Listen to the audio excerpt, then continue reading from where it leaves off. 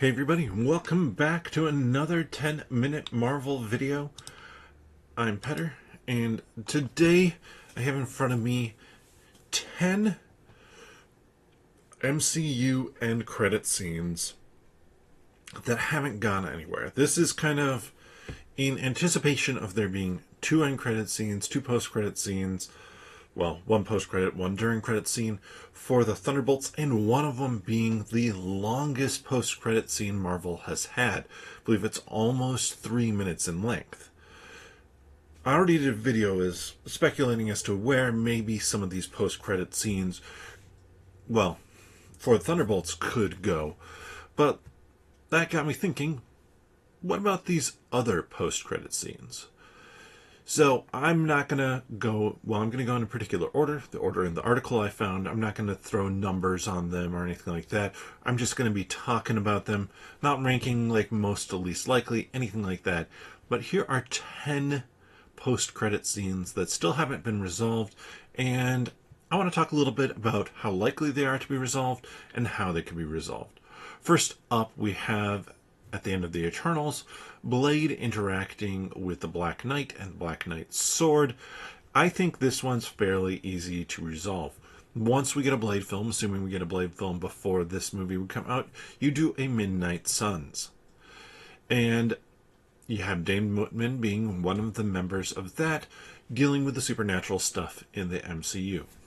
So, super simple, easy to do. This one, I think, practically writes itself, and because it's going to tie in as much to Blade as it does to the Eternals, I think that this one really could still happen. Find my mouse. Next one up, we have Kamala Khan recruiting Kate Bishop for a Young Avengers team or a Champions team.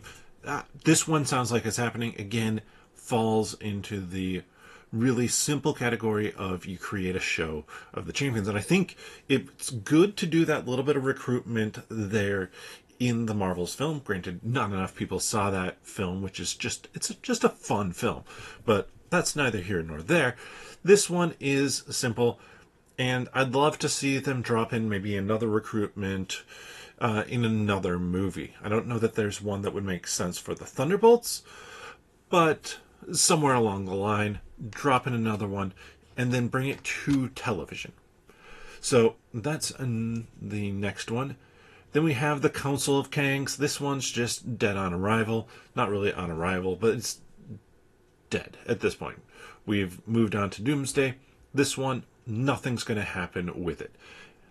I say that there's a 0.00001% chance that they address it in something like Doomsday and just basically say Doom wiped everybody out. Monica Rambeau being stranded in that X-Men universe.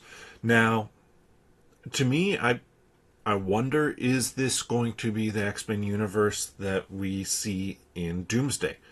If it is, super simple. She's going to be kind of that connecting bridge between some of the groups, between the X-Men and the Avengers of Earth. Probably one of the catalysts for bringing everybody together and realize that there's a common enemy in Doom, or realizing that no, these are good people over here too.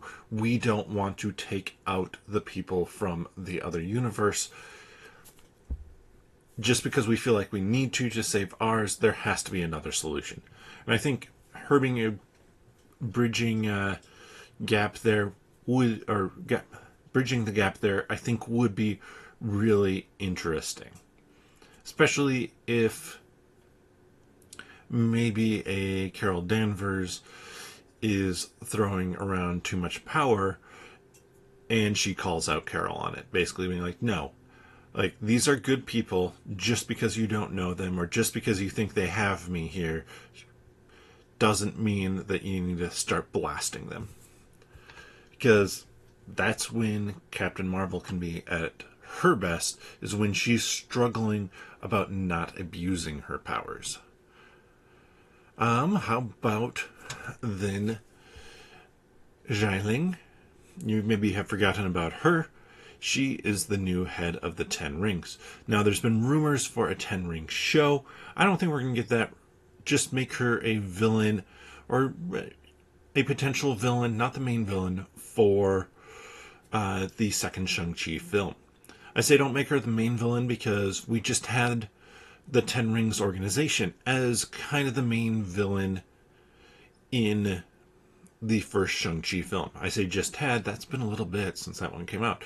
I really need to watch that one again. So make her the villain for the third one. I think that would be more interesting, and tie her in with this one, with the second one that is on the docket. Clea, recruiting Doctor Strange. This one, pretty simple. Doomsday or Doctor Strange 3. Now, the rumor is potentially that Doctor Strange 3 is going to drop in between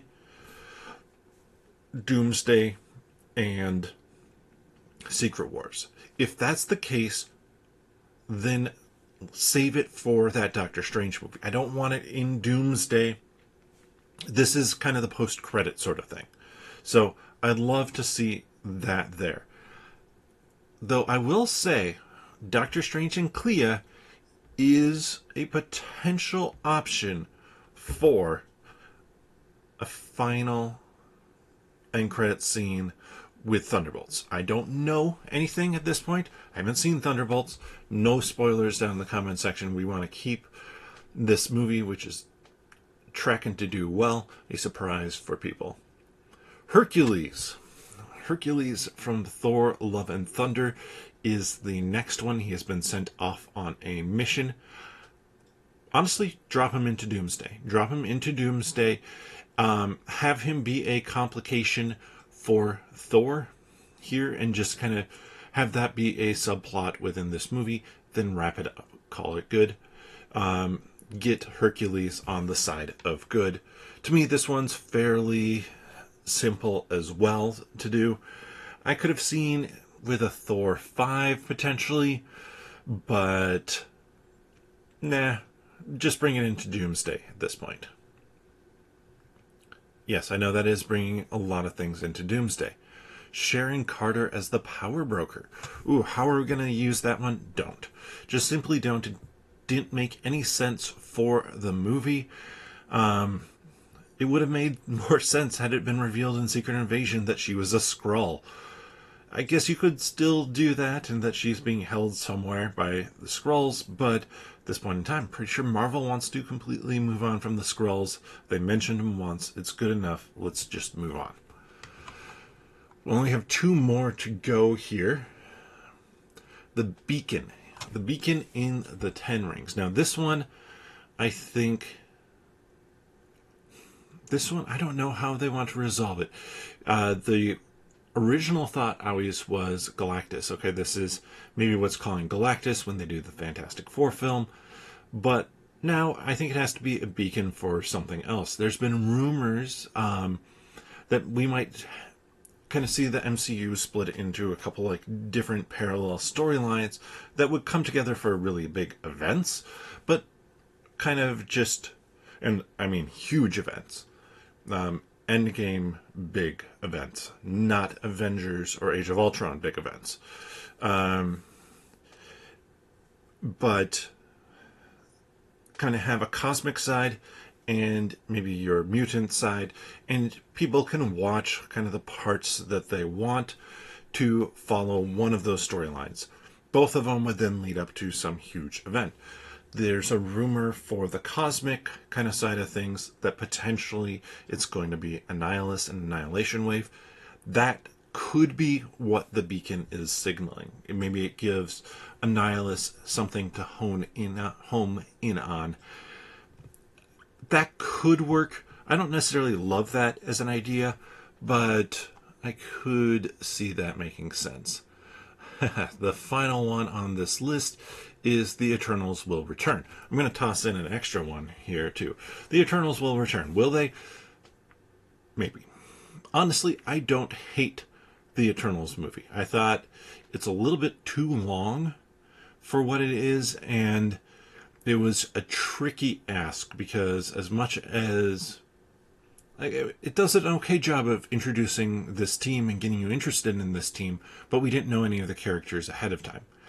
So it was asking to do the work of Thor, Captain America, the first Avenger, Iron Man, and putting all of them into a single film. So we have to get introduced to the characters and get the team together. Whereas the Avengers movie, we already introduced to the characters, and forgot Hulk. Like, we added a couple characters, but only a couple characters, and everybody just kind of came together as a team in that instead of introducing them. Eternals had to carry more. Now, again, this could be cosmic. Cosmic makes sense. You tie it into the other things going on in the cosmos. Otherwise, you could just let it sit, but I don't love that. And the fact that they brought back like Kingo for What If means that they're fine with people not forgetting about it, which is a weird thing to say. But what I mean by that is they look at it and go like, okay, we're not just wiping the Eternals away. Like, that was enough years after the fact that a lot of people probably would have been like, yeah, whatever. But instead, they said, let's remember them. So keep it in something cosmic. Maybe like a Thor 5 actually could deal with the Eternals. That feels like a decent spot to bring them back. Especially, I mean, maybe if they even hold on to Hercules for that as well. But the final one I wanted to bring up was Baron Mordo at the end of Doctor Strange. Now, I think it made sense to do what you did with Doctor Strange 2. I think that the Multiverse of Madness, I enjoy that film quite well. So now, do you bring back Baron Mordo again? Do you make him be the villain of, say, a Doctor Strange 3? Probably not. That seems like it would be more likely tied to the events of Doomsday and Incursions, if that happens in between stuff. But a Doctor Strange 4, if they do a Doctor Strange 4, I think that makes a ton of sense, because you could have him, Mordo, doubling down on this idea of we have to take out all the sorcerers. Like, sorcerers can cause incursions. We got lucky last time. I know the universe was destroyed, and so, like, we got lucky. Now we need to deal with this problem so it doesn't happen again. Just really continuing to double down on the wizards are going, or sorcerers are going to touch dark magic, and excuse me, and we have to deal with that. So 11 different post-credit scenes that, well, currently are just sitting out there waiting to be dealt with. I'm sure there are more that I've forgotten about. I mean, there's the Wakanda Forever one with the young T'Challa. I think that one's just simply like, okay, we'll call it good. We'll run with Shuri. If they decide to bring in a T'Challa, don't have it necessarily be young T'Challa. Have the new Black Panther be a multiversal T'Challa. That's my preference, but I guess that's a bonus 12th one. So let me know, how would you handle some of these different open post-credit scenes? Let me know that down in the comment section below. If you enjoyed this content, please give the video a thumbs up. Also, if you want to hear our full thoughts on the post-credit scenes for Thunderbolts Asterix, you can check that out on the podcast. That episode will be coming out on the Sunday of opening weekend for Thunderbolts Asterix. And we're excited to talk about everything with that movie after we see it. You can find the podcast here on the channel. Click onto the channel, subscribe if you haven't already, and click that notification bell to know when new shows or episodes come out. We appreciate everybody who is checking out these videos. And you can also search for 10-Minute Marvel, the podcast, wherever you get your friendly neighborhood podcasts from. But with that, we'll see you next time.